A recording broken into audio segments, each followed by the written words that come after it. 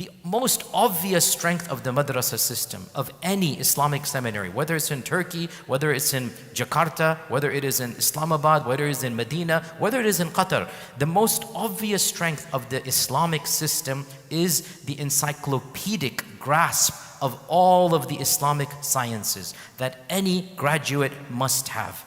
It is both encyclopedic in scope and in depth. You cannot graduate from any madrasa. You cannot graduate from any reputable Islamic studies school in any Muslim country without studying every single branch of Islam to a level of familiarity that would allow you to read on your own. And then typically you would specialize in one or two of the disciplines. Now, in my time in Medina, and I know from my time things have changed dramatically, I think for the worse in terms of the strength of our curriculum. I'm very happy I graduated when I did. In my time we had the old school system, which was the equivalent of 25 credit hours, right? When I was in my engineering degree in Houston, you were not allowed to take more than 18. Maximum. You couldn't take more than 18 hours.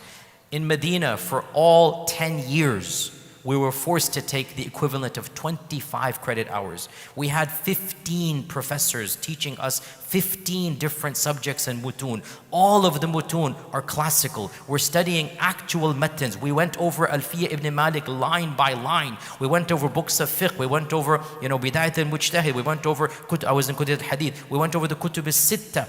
This is encyclopedic. And I was in the College of Hadith, but I had 6 hours of fiqh every week. I had 3 hours of lugha every week.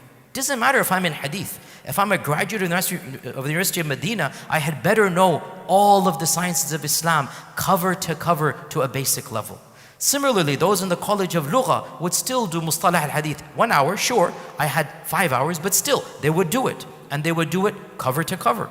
No matter what college you graduated from, you would have to do all of the disciplines of Islam.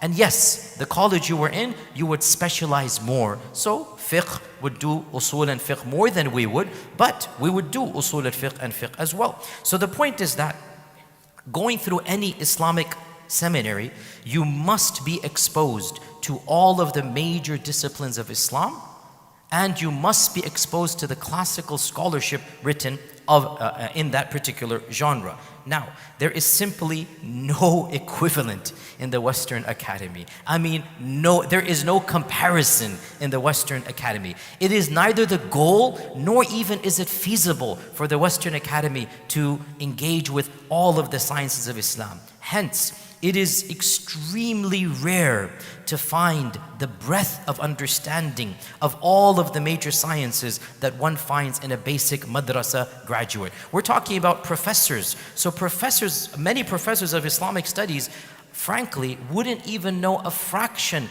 outside of their actual takhassusat, areas of discipline, than a madrasa student does. And because of this, the propensity to make mistakes when you speak outside of your field is actually much, much higher. So it's quite easy for a person trained in a madrasa environment to find mistakes even of top-notch professors when they speak outside of their areas of expertise. So this is definitely one of the strengths of the madrasa system. Another strength of the madrasa system is the fact that you are required to memorize everything that you study. For the Quran, of course, hadith, that's understood. I mean, you can't be an alim without being a hafid, being able to quote any ayah off the top of your head, without knowing the kutub as-sunnah. Even if you're not a hadith graduate, you'd better know enough hadith to know your religion, right? As for us in the College of Hadith, we had to memorize I forgot even how much, like over the course of 4 years, we memorized thousands of hadith, literally off the top of our head. We had to do that. That's the College of Hadith. And in fact, in our case, we even had to know the isnad names. Because if my teacher asked me who is, Al-A'mash, Sulaiman ibn Mahran, you have to know. It's not just like it's there, Al-A'raj, Abdurrahman ibn Hurmuz. You have to know who the person is and a rough death date and whatnot. Memorization of all of the disciplines, right? Memorize Kutub al-Mustalah, Alfiyat ibn Malik if you're able to do so. And example of the Kulliyat al-Quran, for example, right? The Qira'at students, is that they have to memorize all 10 qira'at off the top of their head.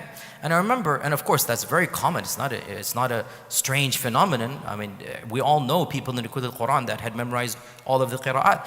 I remember meeting a specialist in the academy, a non-Muslim, who's actually achieved a name for himself writing about the qira'at. I don't want to mention names in this talk, but probably one of the most famous names right now in the Western Academy, non-Muslim guy, who's writing papers about the qira'at. And I asked him, like, how do you know these qira'at? He said, I have to look them up. I said, you do realize that our guys in Medina, they know all 10 with all the riwayat and all the turuq off the top of their head. And I said to him, he is a friend of mine, like friendly. I said to him, I actually feel sorry for you that every time you have to look up a qira'ah, you have to go back to the books of Adani and the books of Al-Jazari, Ibn Al-Jazari, and the books of, the qira'at, and actually reference them. You don't know off the top of your head, what the particular qira'ah is, what Nafi' says, and what, the qira'at al-shadha. You have no idea. And I have more friends than I can count who know this off the top of their head. So this is definitely one of the strengths of the madrasa system, is that they expect you to memorize everything you've studied to a level that you don't need your books for a basic talk, right? Now obviously, depending on your own level, not every student memorizes every method, so I'll be fair here, but we all know in the madrasa system, the top 10% of students, right? They memorize everything. And you become an allama by being a hafiz of massive amounts of mutun. More than mutun, shi'r, and pre-Islamic poetry, and mu'allaqat al-sab'a, so on and so forth. So again, that's the strength of the madrasa. The academy couldn't care less about your level of memorization. In fact, there is no such thing as a closed book exam.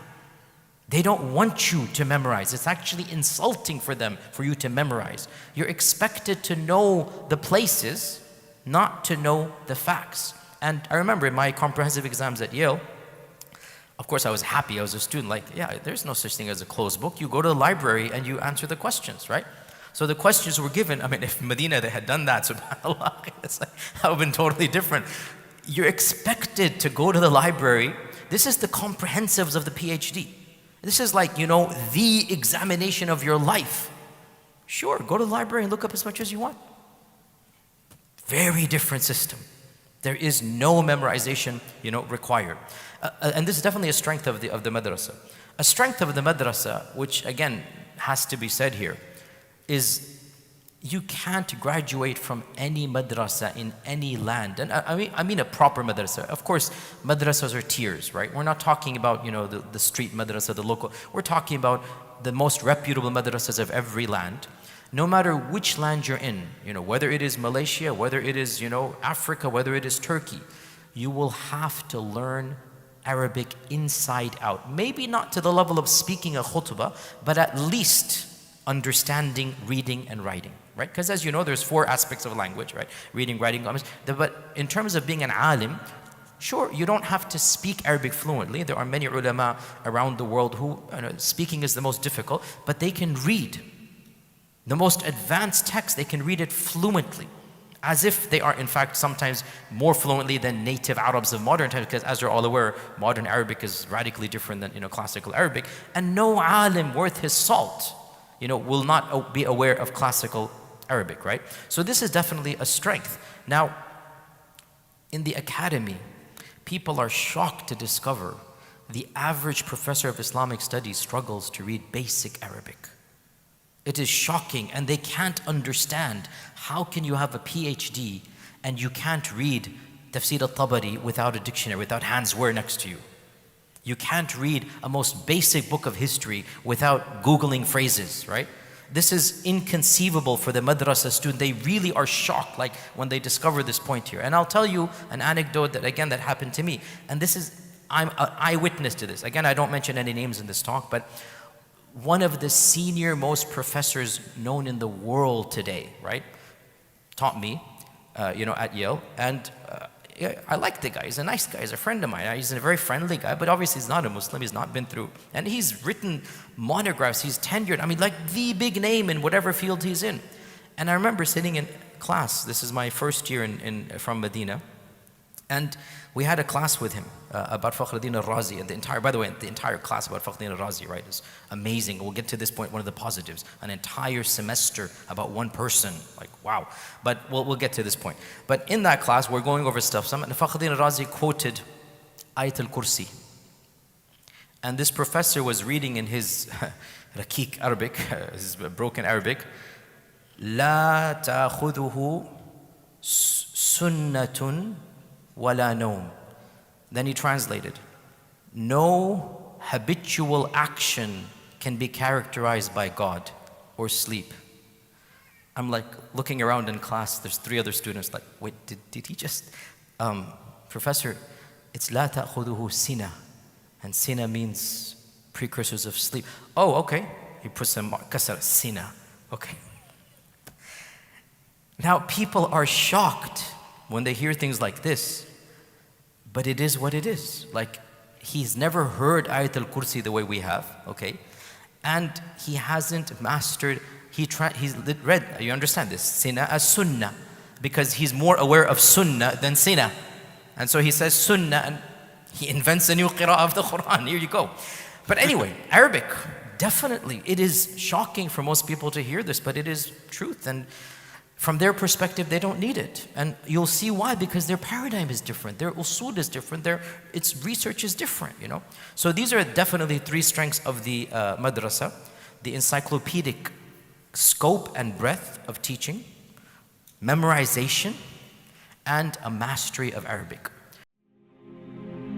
فيا ذلي ويا خجلي إذا ما قال لي ربي أما استحييته تعصيني ولا تخشى من العتب وتخفي الذنب عن خلقي وتأبى في الهوى قربي فتب مما جنيت عسى تعود إلى رضا الرب تعود إلى رضا الرب